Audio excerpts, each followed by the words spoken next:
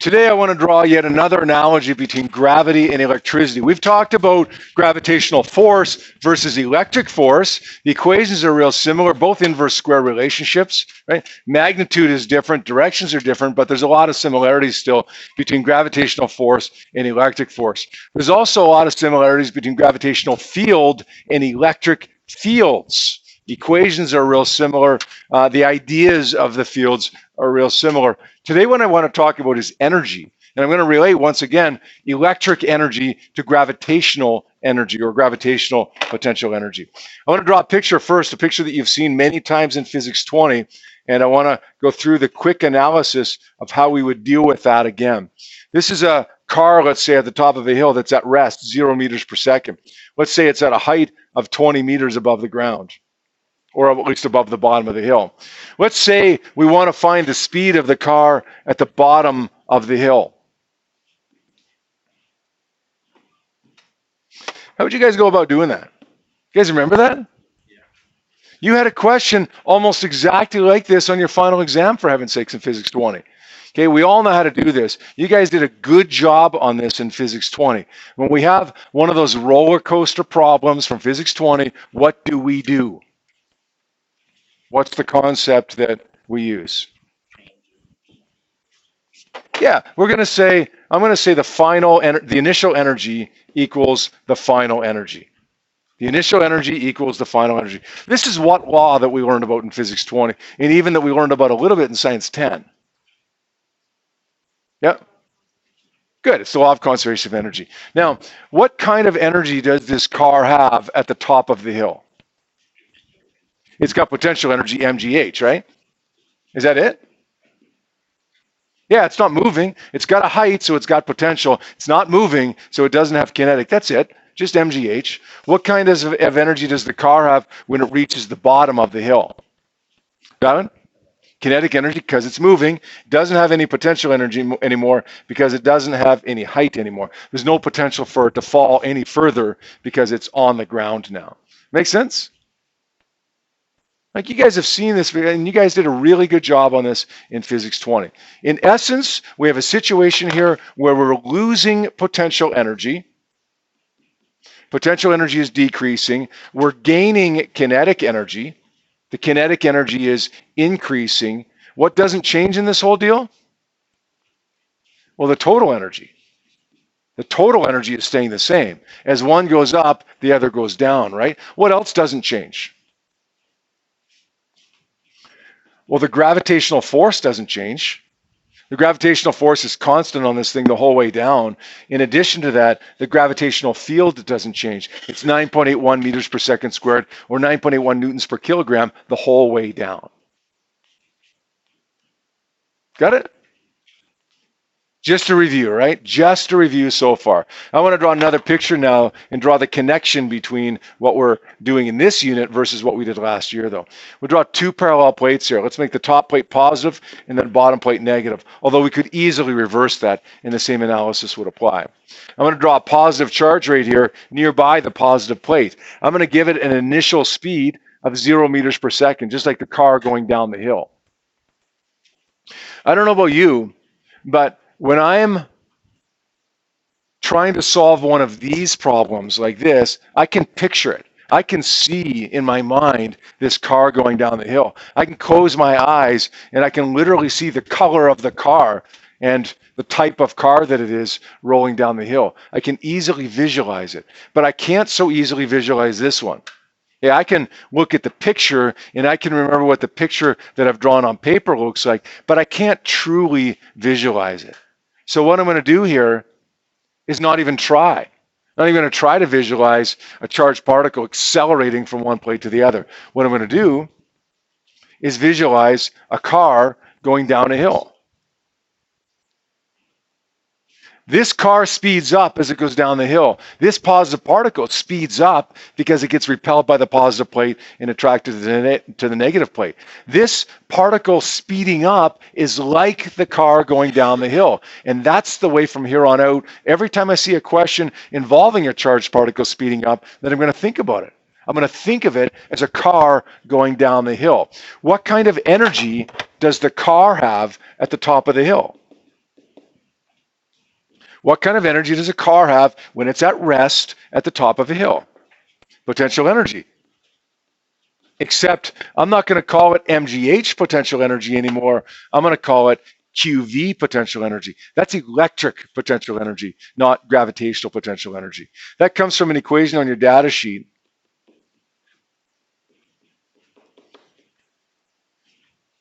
Actually, it says delta V is equal to delta E over Q, but whatever. Energy is equal to Q times V. Not electric field, energy. Electric energy is equal to Q times electric potential.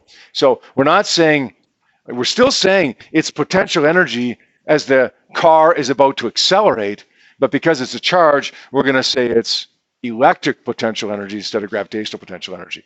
Now, what kind of energy does the car have when it reaches the bottom of the hill? Kinetic energy. What kind does the charge have when it reaches the other plate? Kinetic energy. It's exactly the same thing, except that we've replaced MGH with QV. What kind of energy does this positive particle lose as it goes from one plate to the other? Picture it as the car going down the hill. What kind of energy does the car lose as it goes down the hill? Potential energy. What kind of energy does the car gain as it goes down the hill? Kinetic energy. Well, then what kind of energy does the positive particle gain as it accelerates, as it speeds up? Kinetic energy. What doesn't change? Well, the total energy doesn't change. What else doesn't change? The electric field, right? Everywhere between those plates, we said was a uniform field, so it's going to be a constant value. What else doesn't change? Well, if the field is constant everywhere here, then the force is constant as well. It's exactly the same thing, right? Except a different kind of potential energy. All right, let's change that first question around a little bit. Instead of going at 0 meters per second, let's make its initial speed now 10 meters per second. How does that change things? Well, this car at the top of the hill still has potential energy, right? But now it also has kinetic energy.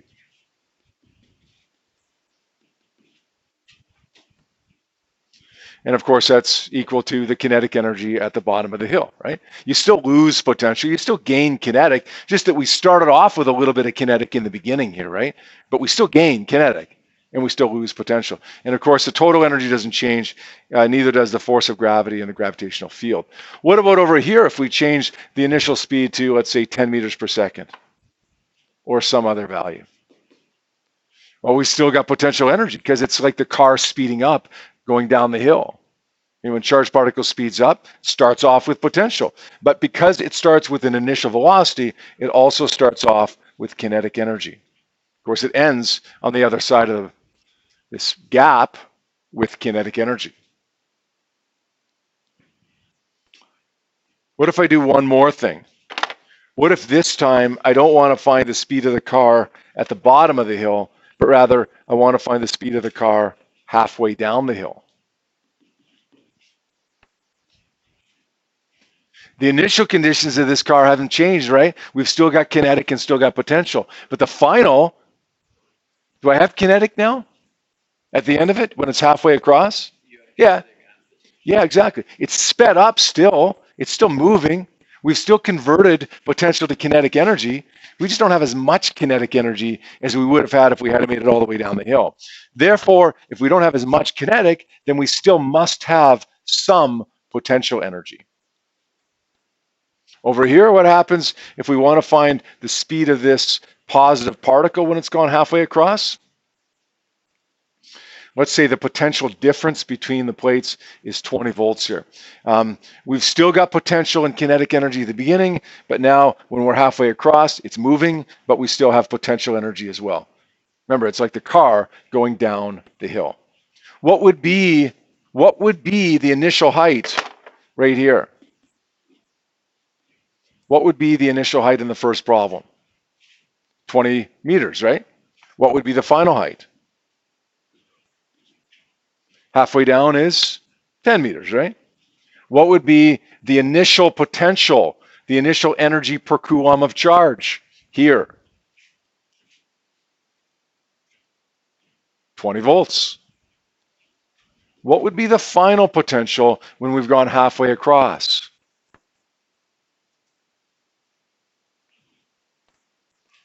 You know this. You might not think you do, but no. No, we're talking about the potential is 20 volts here. Potential is 0 here because the difference is 20. So for 20 volts here and 0 here, what's the potential right here halfway across? 10. Potential is like height, right? mgh q times v. If we've gone halfway down the hill, the height is half of what it was. If we've gone halfway across the field, then the electric field, that is, then v is half of what it was. Okay?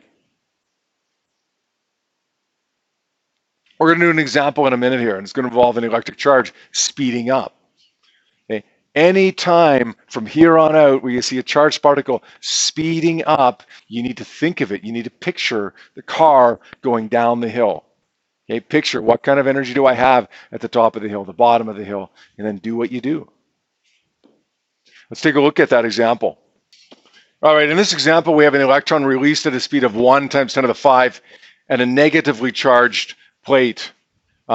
Here's a negatively charged plate. Here's a negative particle. It's released here. It's going to accelerate or speed up away from that negative plate, right? That's a charged particle speeding up. What did I tell you just a minute ago to do whenever you have a charged particle speeding up? Think of it as a car going down a hill. We can visualize the car going down the hill. We can see it. So picture the car going down the hill. As a car goes down a hill, it's starting at an initial speed. What kind of energy would it have? Don't write this next step down yet. Don't write it down quite yet. Just give me a second and then I'll give you a chance to write it down. What kind of energy does the car have at the top of the hill? Potential energy because it's got a height, right? What kind of energy does the car have because of its speed? Kinetic energy. It's moving at the top of the hill, right? Now, what kind of energy does the car have when it's gone halfway down the hill? It's still got both, right? It's lost potential and it's gained kinetic, but it's still got some of both. So we're going to say mgh final plus 1/2 mvf squared. Good? Now, we're not really talking about a car here, right? We're talking about a charge. So what we're going to do here is go back and replace everywhere where I wrote mgh, we're just going to go back and replace it with qv. It's exactly the same thing, except I got a different equation to represent potential energy. Instead of being gravitational potential, it's electric potential. Now, let's sub in some numbers here. The charge here, because it's an electron, is 1.6 times 10 to the minus 19 coulombs. The initial potential here would be, what, 20 volts?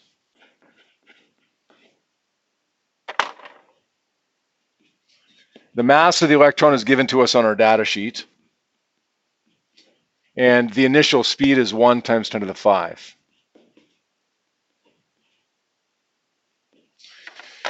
The charge, again, is 1.6. Lots of numbers here, lots of exponents, too. Times the final potential. What's the final potential?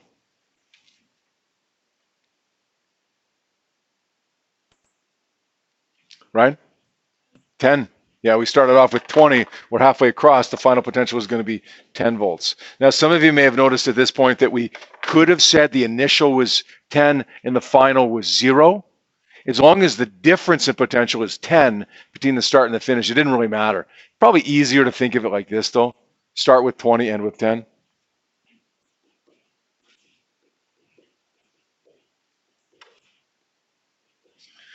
All right.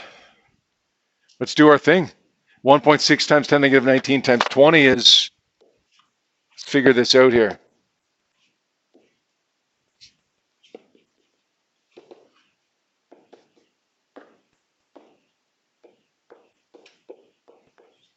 Gives us 3.2 times 10 to the minus 18. Let's add to that. And you know what I'm telling you guys, with numbers like this, you probably should do it step by step like I am here. Next one, we're going to say 0.5 times 9.11 times 10 to the minus 31 times, let's use some brackets here, 1 times 10 to the 5 squared, 4.555 times 10 to the negative 21.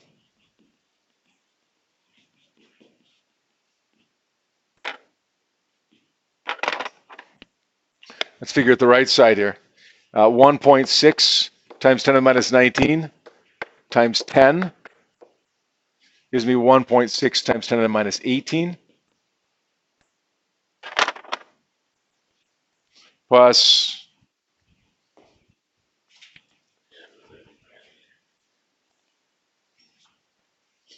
what do we got? 0.5 times 9.11 times 10 to the minus 31.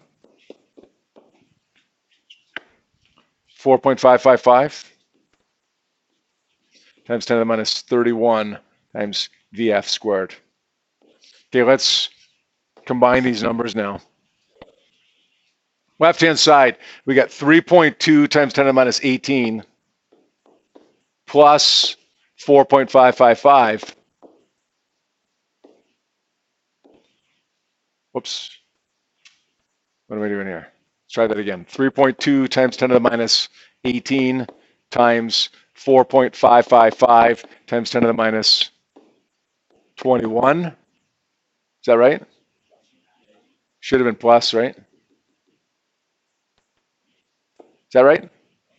Okay, that's going to equal this on the left-hand side. Let's subtract from that 1.6 times 10 to the minus 18. And then let's divide it by 4.555 times 10 to the minus 31. And then let's square root it, 1.88 times 10 to the 6. Which is reasonable, right? We know we're going to be pretty fast. We know we're going to be bigger than 1 times 10 to the 5 because we're speeding up. But we also know that we're not going to be bigger than 3 times 10 to the 8 because that's the fastest anything can go. So that seems like a reasonable number. Now, when it reaches the negative plate, we're going to say, well, it starts off with potential, electric potential, and kinetic energy. And it ends off with just kinetic energy. So we should expect a faster speed than we just ended up with, right? Initial potential is still 3.2 times 10 to the negative 18. We add to that still 4.555 times 10 to the minus 21. And 1/2 of mass is still 4.555 times 10 to the minus 31. A little bit easier math this time. Say 3.2 times 10 to the minus 18 plus 4.555 times 10 to the minus 21 divided by 4.555 times 10 to the minus 31. And then we square root that, and we end up getting, what, 2.66 times 10 to the 6?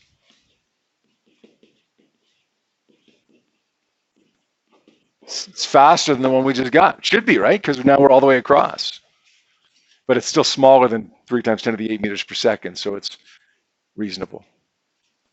Guys, your homework tonight, worksheet number 9, questions 1 to 5. That's it.